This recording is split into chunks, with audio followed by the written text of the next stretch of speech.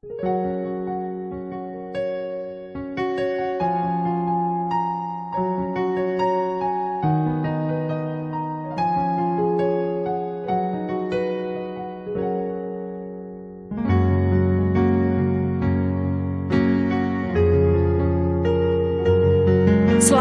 pagi Bapak Ibu yang dikasihi oleh Tuhan. Kita berjumpa kembali hari ini dalam renungan Bina Iman Klasis Solo. Kiranya Bapak Ibu semuanya senantiasa dalam keadaan sehat, penuh sukacita dan berlimpah dalam damai sejahtera.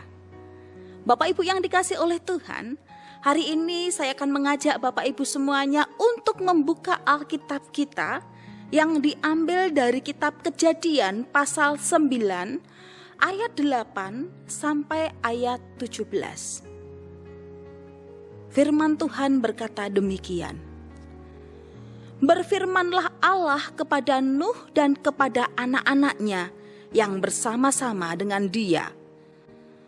Sesungguhnya aku mengadakan perjanjianku dengan kamu dan dengan keturunanmu, dan dengan segala makhluk hidup yang bersama-sama dengan kamu, burung-burung, ternak dan binatang-binatang liar di bumi yang bersama-sama dengan kamu, segala yang keluar dari bahtera itu, segala binatang di bumi. Maka kuadakan perjanjianku dengan kamu, bahwa sejak ini tidak ada yang hidup yang akan dilenyapkan oleh air bah lagi, dan tidak akan ada lagi air bah untuk memusnahkan bumi. Dan Allah berfirman, inilah tanda perjanjian yang kuadakan antara aku dan kamu, serta segala makhluk yang hidup, yang bersama-sama dengan kamu, turun-temurun untuk selama-lamanya.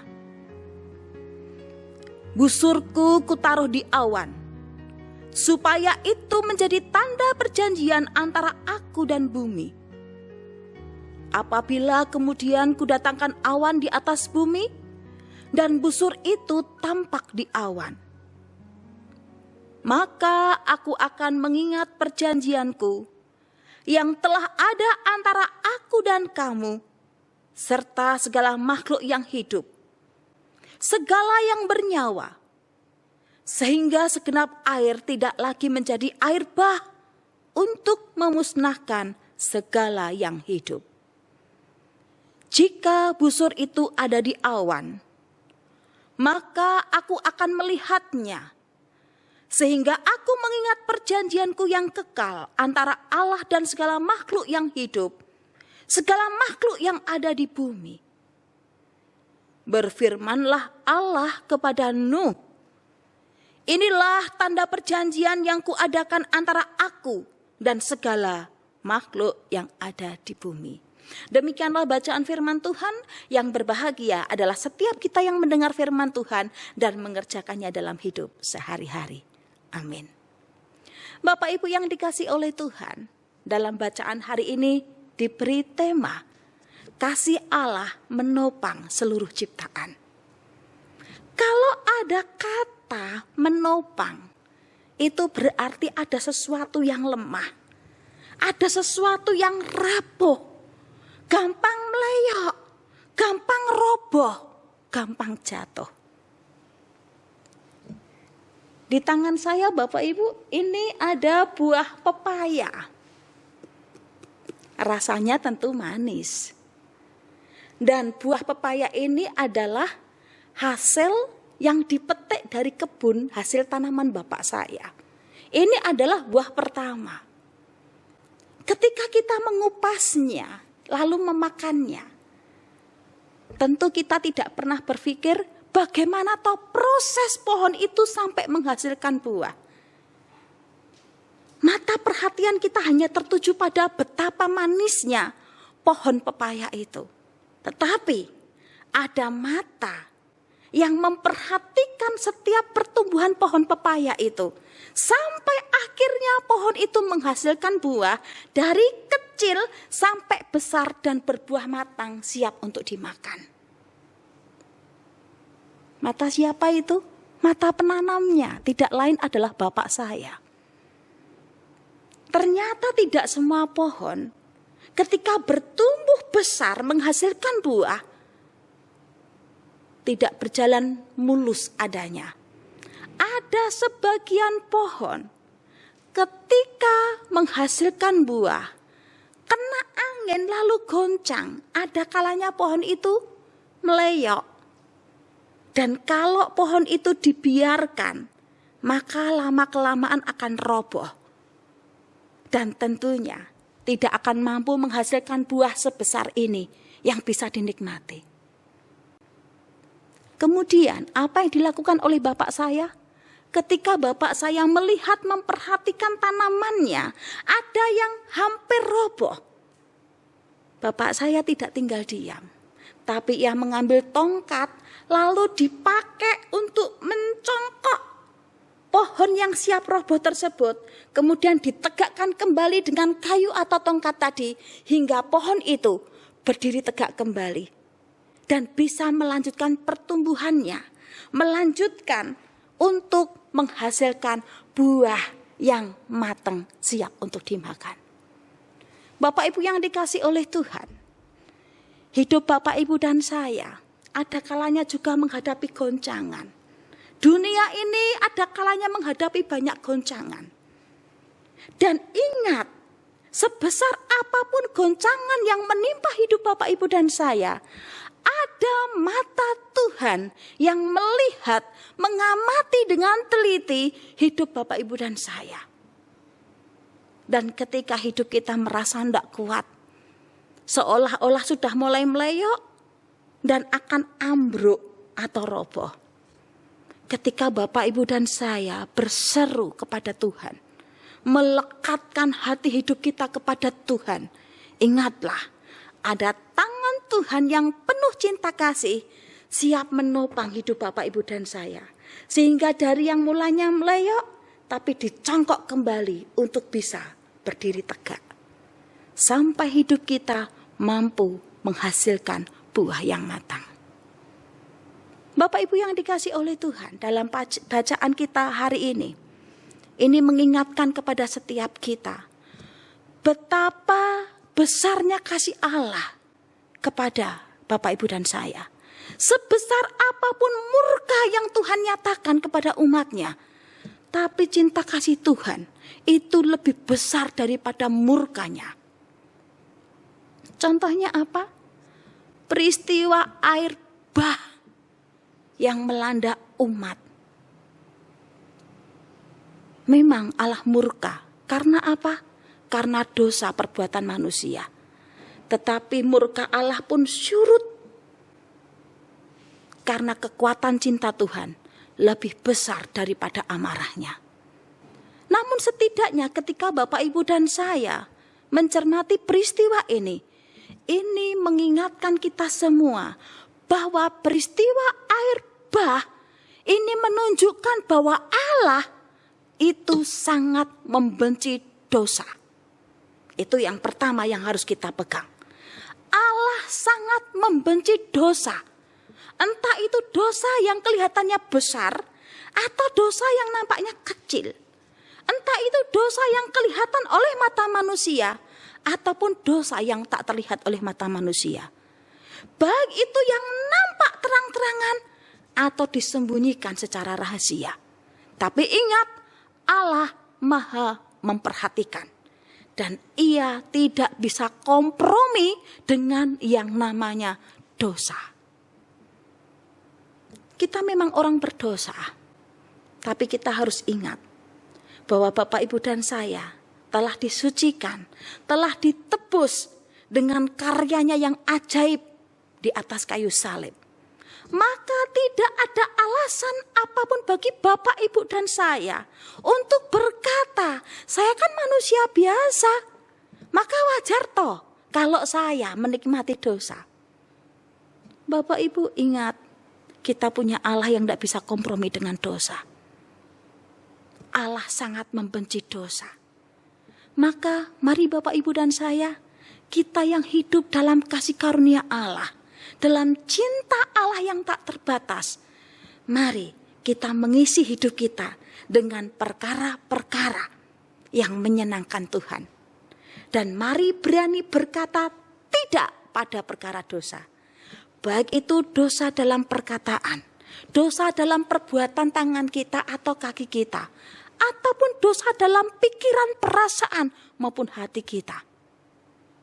Karena apa yang tidak nampak di depan mata manusia, itu nampak di mata Tuhan.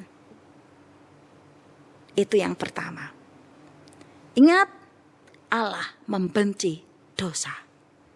Lalu yang kedua, Bapak Ibu, pelajaran apa yang kita bisa ambil melalui peristiwa air bah?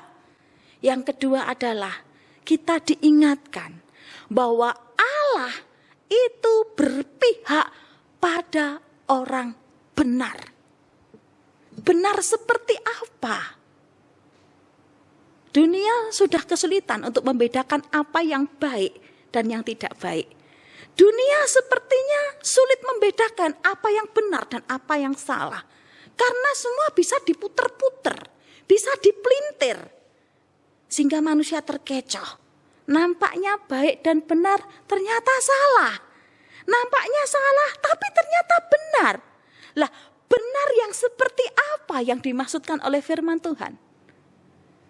Benar di sini adalah hidup benar sesuai dengan firman Tuhan. Karena Allah berpihak kepada orang benar. Mari kita lihat contoh dari pribadi yang namanya Bapak Nuh. Ia hidup dalam kebenaran firman Tuhan. Orang mencemooh dia, orang mengejek dia, menganggap dia mungkin tidak begitu normal dan aneh. Tetapi Nuh hidup sesuai dengan perintah Tuhan. Kalau dihitung dengan jari, lebih banyak orang yang hidup di luar kebenaran. Tetapi di antara sekian banyak orang yang hidup di luar kebenaran firman Tuhan, Allah menjumpai masih ada satu pribadi yang hidup dalam ketaatan pada firman Tuhan. Tidak lain adalah Nuh. Sekalipun Nuh menjadi omongan banyak orang, nampaknya Nuh ini orang yang aneh, orang bodoh, orang yang salah. Tetapi Tuhan memperhatikan dia. Dan Allah berpihak kepada abdinya, yaitu Nuh beserta seluruh keluarganya. Dan mereka diselamatkan. Bapak Ibu yang dikasih oleh Tuhan, sekalipun orang-orang di seputar kita ada banyak orang yang hidup semaunya, kompromi dengan dosa dianggap itu biasa, dosa dianggap itu manusiawi, dosa itu wajar dan lumrah. Tetapi ingat, mari kita tetap bertahan hidup sesuai dengan firman Tuhan. Walaupun tantangannya enggak mudah. Mungkin saat Bapak, Ibu, dan saya hidup sesuai dengan firman Tuhan, justru orang banyak akan mengolok. Bahkan mungkin mengatakan bodoh. Tapi ingat, mata Tuhan tertuju pada orang benar. Walaupun kita ini orang yang punya potensi gampang jatuh dalam dosa. Tetapi ingat, saat kita tetap memandang Tuhan, Tuhan akan menolong kita. Saat kita melekatkan hati, hidup, jiwa kita kepada Tuhan. Ketika kita jatuh dalam pelanggaran, Tuhan akan mengangkat kita kembali. Tuhan mengampuni kita. Dan Tuhan memperbarui kita. Jadi jangan takut hidup sesuai dengan maksudnya Tuhan. Karena Allah berpihak pada orang benar menurut kata firman Tuhan. Lalu yang ketiga, dalam bacaan kita hari ini, kita diingatkan bahwa Allah itu sanggup memakai orang kecil untuk menggenapkan rencana Allah yang akbar. Siapa yang dimaksud dengan orang kecil ini? Tidak lain adalah Nuh. Dia orang kecil tidak terpandang. Seorang pelayan Tuhan tanpa jabatan. Orang bisa melecehkan dia. Orang bisa mengecilkan dia. Orang bisa meremehkan dia. Tapi lihatlah, melalui kehidupan Nuh seorang abdi kecil yang tidak terpandang oleh mata manusia. Allah justru menegakkan perjanjiannya, menggenapkan rancangannya yang ajaib atas kelangsungan hidup manusia. Ibu bapak, Nuh di mata manusia kecil dan bukan siapa-siapa. Tapi ternyata Allah justru mencarinya, memakainya. Nuh diperhitungkan oleh Allah menjadi salah satu pribadi yang dipakai untuk menyatakan rancangan janji Allah yang ajaib dan sempurna. Bapak, Ibu, dan saya, jangan takut dipandang sebagai pelayan kecil. Jangan takut dipandang sebagai orang, siapa sih kamu? Kamu bukan siapa-siapa. Ketika Bapak, Ibu, dan saya melihat, memfokuskan perhatian kita pada manusia yang nampaknya besar dan hebat, berjabatan tinggi, itu bisa mengerdilkan semangat kita, bisa membuat kita kecil hati. Tetapi sepanjang perhatian hidup Bapak, Ibu, dan saya hanya tertuju kepada pribadi yang kita layani, sekalipun kita bukan siapa-siapa, kita bukan apa-apa, tapi ingatlah, Bapak, Ibu, dan saya adalah orang-orang yang dicari Allah untuk dipakai oleh Tuhan secara luar biasa. Jadi, mari kita belajar berani berkata tidak pada perbuatan dosa.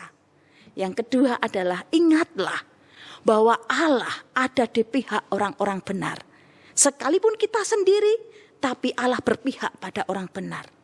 Yang ketiga adalah Allah sanggup memakai orang kecil untuk menggenapkan rancangannya yang ajaib, yang akbar bagi kehidupan manusia.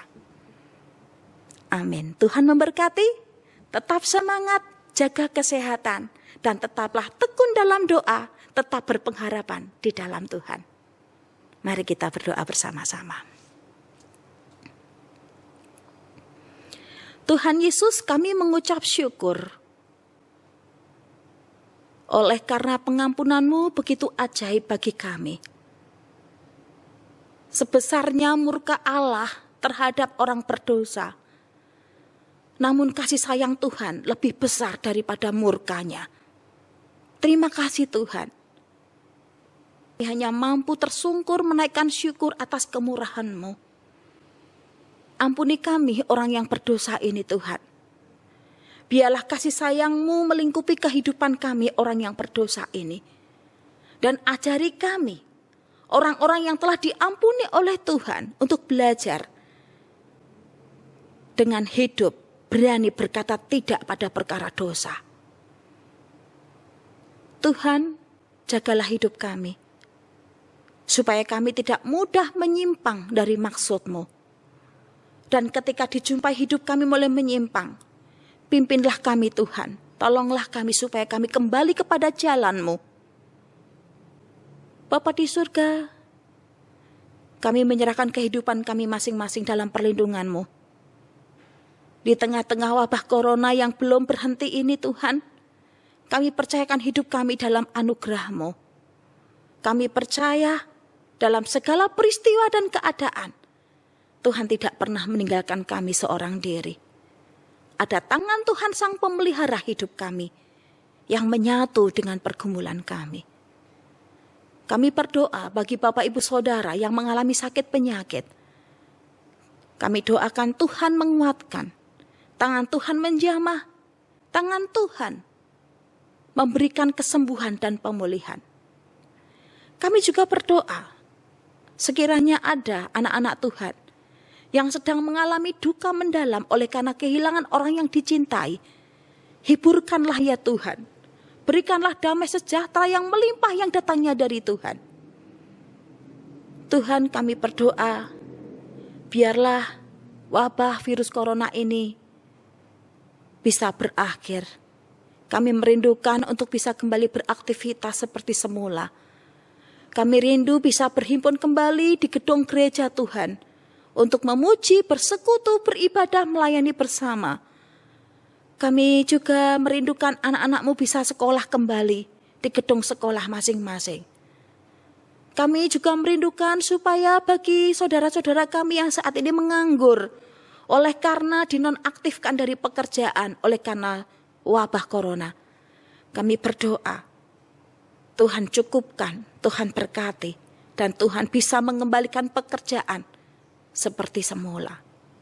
Terima kasih ya Tuhan. Kami berdoa, kami berseru, kami memohon hanya di dalam nama-Mu, Tuhan Yesus Kristus. Haleluya. Amin.